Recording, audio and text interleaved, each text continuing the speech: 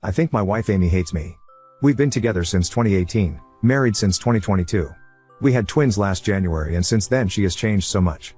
When she and I first started going out, she was very clear that she never wanted children. She had a copper IUD in and said she intended to get her tubes removed once it expired. But the day came and she had the IUD removed, and was told that they wouldn't allow her to get her tubes tied because she was too young. She asked me to get snipped, but I didn't have medical insurance at the time, so couldn't afford to do so. A few months later she said she changed her mind and wanted to try for children, so we did. She had 2 miscarriages before she got pregnant with our identical twin boys. I was extremely happy, and despite her being sick constantly, she seemed happy too. She gave birth when she was 32 weeks and the boys spent 7 weeks in the NICU. My wife took this really hard. She constantly blamed herself because she worked up until she had to give birth, and says that had she done the bed rest like her doctors suggested, our boys would have stayed in longer. She also beat herself up a lot over not being able to breastfeed. She never established a milk supply because she was so stressed after birth and ended up with some kind of infection, and was told any milk she pumped after antibiotics would have needed to be dumped. After that point she was extremely distant from me and our kids. While I was on paternity leave, I was the main caretaker of the boys. I changed all their diapers, fed them, bathed them, everything. I took them to all their doctor's appointments by myself, and my wife just laid in bed, completely shut out. My wife was supposed to start back up work remotely, but her job decided to not allow remote work. This sent her into a spiral because they ended up terminated her position. Without her working we couldn't afford childcare, so she just stayed home all day with the boys. She didn't cook or clean, and talked about how she hated being home all day and how she missed working. We fought constantly because I felt like it was unfair. I wanted to be home all day doing nothing. I wanted to be a stay-at-home dad, and she was taking it all for granted. Well, now the boys are a year old, and I feel like nothing has changed. She still just sits and stares blankly, barely talking to me or engaging with our boys. I constantly ask her to help around the house, or to literally anything besides sit and stare. She looks like she's lost 30 pounds since giving birth, and she's so pale, but whenever I mention anything to her she just yells at me to leave her alone. Our sex life is almost non-existent, and when we are having sex she just lies there, not making any sounds or moving. I feel like she hates me and hates our kids, and the life we've built. How do I talk to her? I am close to taking the boys and asking for a divorce because I am tired of talking to a wall. Update 1. I said I wanted to be able to be a stay-at-home dad and do nothing all day. I worded it this way because many times, including yesterday, I have come home from work and my boys are in their cribs, wearing dirty diapers with rashes while my wife is either sleeping or completely zoned out on the rocking chair. It has felt like she has done nothing all day, but it isn't true and I know that. Are you completely unaware of postpartum depression is a question I was asked a lot. And the truth is, yes. I live in Texas where sex ed doesn't really exist. I was never taught anything about pregnancy, labor and delivery, or the 4th trimester, postpartum. Doctors never gave us information on it. It was mentioned once in the beginning of her pregnancy by a doctor in passing, but I neglected to ask for clarification or do any research on my own. I also failed my wife by not bothering to Google her symptoms, which could have easily shown me postpartum depression. How did you let this go on for a year without asking for help or advice? This is not a good excuse, but I didn't know that this was a hormonal issue at all. I genuinely believed my wife was just being neglectful and emotionally distant because she hated me and hated being a mom. I work almost daily, usually 12-hour shifts on a construction site, so coming home to a messy house, fussy babies and having to clean everything and make dinner just resulted in anger on my side, so I just let that frustration build rather than try to understand her. Do you have any friends or family who can help? Unfortunately we don't. My mom is out of the picture, and my father is dead.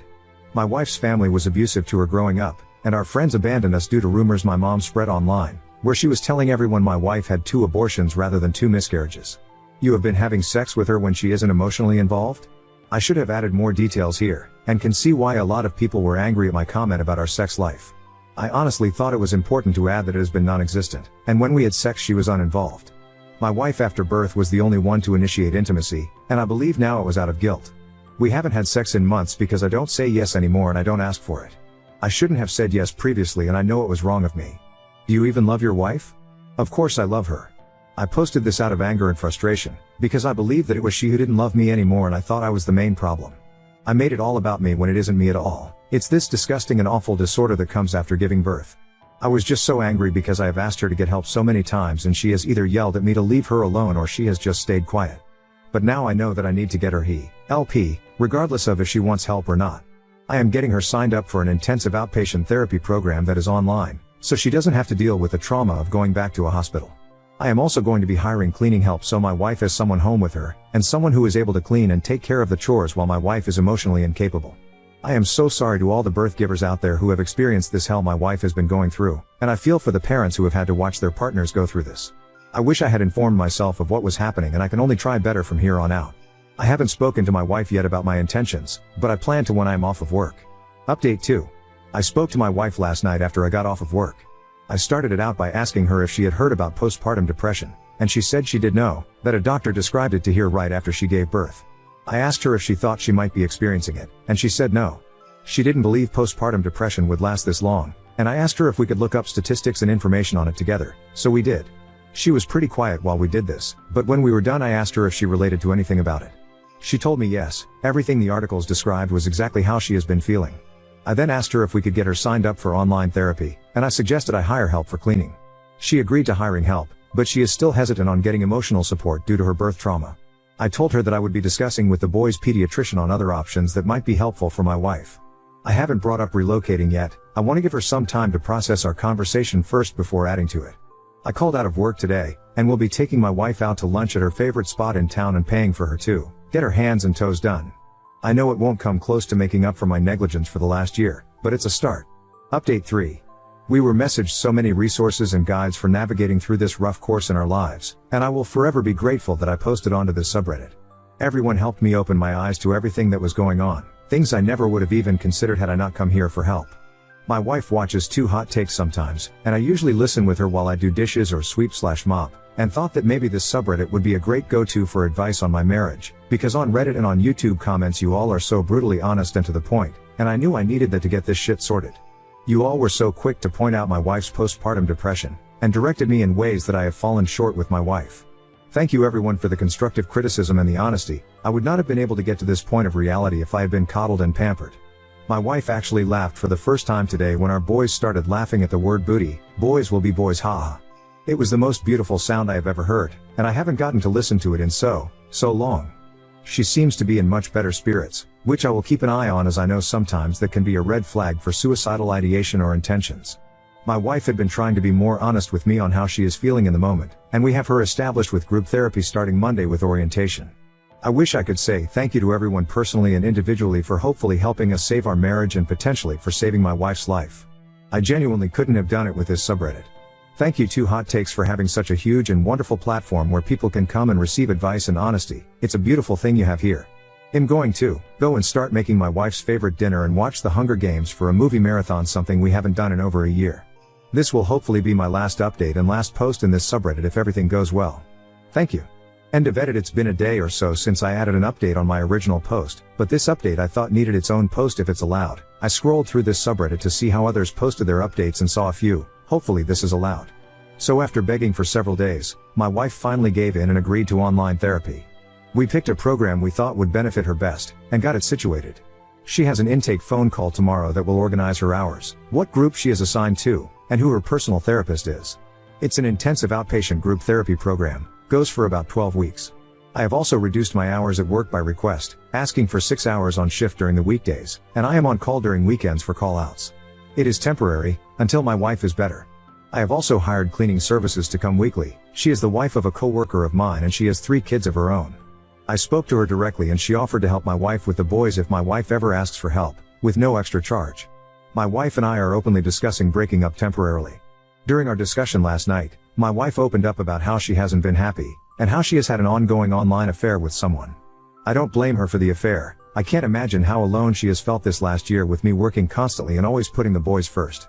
She texted him in front of me saying it was over, that she wanted to prioritize our marriage and her mental health, and then blocked him on every platform she had him added onto, which gave me a lot of reassurance. My wife was the one who suggested a temporary breakup. I don't think it would be appropriate given her mental health at the moment, and asked that we just work on her getting better before discussing any marriage issues we have. She also opened up to me and let me know she has been self-harming, and showed me where. And it's awful. I had no words to say, except apologize profusely for my negligence. I didn't notice anything for months. She said she started hurting herself after we stopped being intimate. She didn't have a reason why. Once she is halfway through her outpatient program, we decided that's when we will start marriage counseling. That way she had time to develop some healthy coping mechanisms. Because we know there is a chance that marriage counseling could bring out a lot of the worst in us as individuals, and we wanted her to be as prepared as possible while still getting individual help in her program. I will also be starting individual therapy once marriage counseling is set up, so I have a healthy outlet. Not the update I wanted to provide, but I hope that in the future I can give a better one. I'm honestly just glad my wife agreed to therapy, and is willing to work us out together. I will never be able to make up for the last 12 months I haven't been by her side, but I will try for the rest of my life with her to make amends for it. Oop, thank you so much. I honestly have no valid excuse as to why we didn't inform ourselves of what could come with postpartum. We were both so focused on the pregnancy and making sure the boys were okay, especially after losing the 2 pregnancies prior, we didn't bother researching what occurs after birth. And that was negligence on our ends. I refused to throw in a towel, especially if she is willing to work with me through our errors. I fell in love with her, and when we got married we said through sickness and health, and she is very, very sick. She just needs some help right now, and needed it a long time ago, but what I didn't know then, I do know now, and I will do my best to fix what I wronged. Edit, I have posted in this subreddit, did twice before this in regard to my situation if anyone wants context to this. I don't honestly have energy to answer questions in my messages or in the comments. This is going to be very jumbled and might not make sense. My mind is everywhere right now. I went to work 2 days ago, only for 4 hours because I had booked a flight for my wife and our twin boys that evening to go to northern Washington state to look at houses with our realtor. I had packed everyone's suitcases the night before and I was so excited to take the trip. I took a week off of work and planned to take us up the Space Needle and explore the ocean up there, as we have never seen the ocean before. Got home from work that afternoon and my wife was gone. My coworker's wife was there by herself, crying and trying to care for my boys who were also crying. When I asked her where my wife was and if she was okay, she told me my wife left a folder in our room and that she was gone. I of course called her, but it said this number you are trying to reach is inactive or unavailable. Or some crap along those lines. The folder had divorce papers, some already signed by her. She left a note and basically explained what was happening and what she did. She left me for the man she had an affair with. I guess he was an old coworker of hers, she fell in love and didn't want me anymore. Asked for 25% custody of the kids and left her number for her lawyer. What the fuck is 25% custody? Weekends only? Every other weekend? Asked that I didn't try to call or text her, that she has a new phone number. I don't know what I did wrong anymore. We were, I thought, on the right track. We started marriage counseling. We were going on dates regularly, communicating, laughing, enjoying each other. I thought everything was starting to improve. She was smiling and laughing so much more. She seems genuinely happier. She was even playing with our boys, something she never did before. How does someone seem so much better and earn around to do this? I know I had fucked up before. I neglected her and ignored all the red flags in her mental health. I acknowledge them and take full accountability. I told her it was all my fault, and I know it is. She has every right to leave me, but why did she pretend to be happy if she wasn't? If she wanted a divorce, why didn't she ask? I told her if that is what she needed and wanted that we could, but that I thought we had something to fight for and she agreed with me. She told me she didn't want a divorce. She said she wanted to grow old and get married. She wanted to be with me. Now she doesn't? She says she has never been happy with me, that she felt forced to have kids when she didn't want any. I never forced her, I asked one time and when she declined I kept to myself. I was okay not having kids if she didn't want to go through having them. I was never going to force her into anything. I loved and respected her wishes. And I will respect her wishes now. In her note she even asked me to Venmo her money to start her off. I sent it to her. I know she will need money for her prescriptions and for food. But I am so heartbroken and honestly pissed off. I am so mad. How does one even go about finding daycare? What do I need to research and look into? Do I need to look for any red flags in daycares? How much does daycare even cost for twins? Any advice would be greatly appreciated. Kids are there because they legally have to and teachers are there for paychecks. I only passed high school because I just asked my teachers for A's. But right now I don't know how I would travel across the US with twin infants by myself. I don't have anyone else, and if we do partial custody, I would need permission to move, wouldn't I? Unless that's just something that happens in movies and TV shows. I posted some months ago about my wife, Amy, and our twin sons.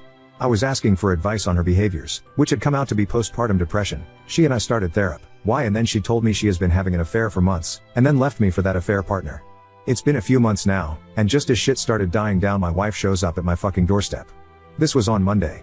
I legally had to give her our new address, and since we had moved from Texas to Washington, I didn't expect her to come up here. I knew she had been stalking me, not full-on creepy stalking, but she was checking out my Instagram stories on random accounts. I had her blocked. She would message me on these accounts to brag about her new life. She would talk about how good sex is with whatever STD-ridden guy she was fucking that week. She would send photos of herself in different beds, doing various inappropriate acts with different people. She would send photos of dime bags and booze bottles. Whatever she could send she did. No matter how many accounts I blocked. 2 weeks ago I just deleted my Instagram because I was fucking fed up, and I guess she took it upon herself to show up in person to harass me. I saw her first on my doorbell camera, as I was not home and my nanny was there. She looked like she was high or something, picking at her face, and she looked like a twig. She had lost so much more weight than I thought. I told my nanny to not open the door and ignore her. I had to leave work early to get home to convince her to leave. She said she was there to pick up our boys, and started accusing me of sexually abusing them or beating them, and said she had proof of whatever the fuck she was convinced I was doing. She told me she had to convince her boyfriend to drive her to Washington just to grab the kids. She didn't even have car seats in his car for them.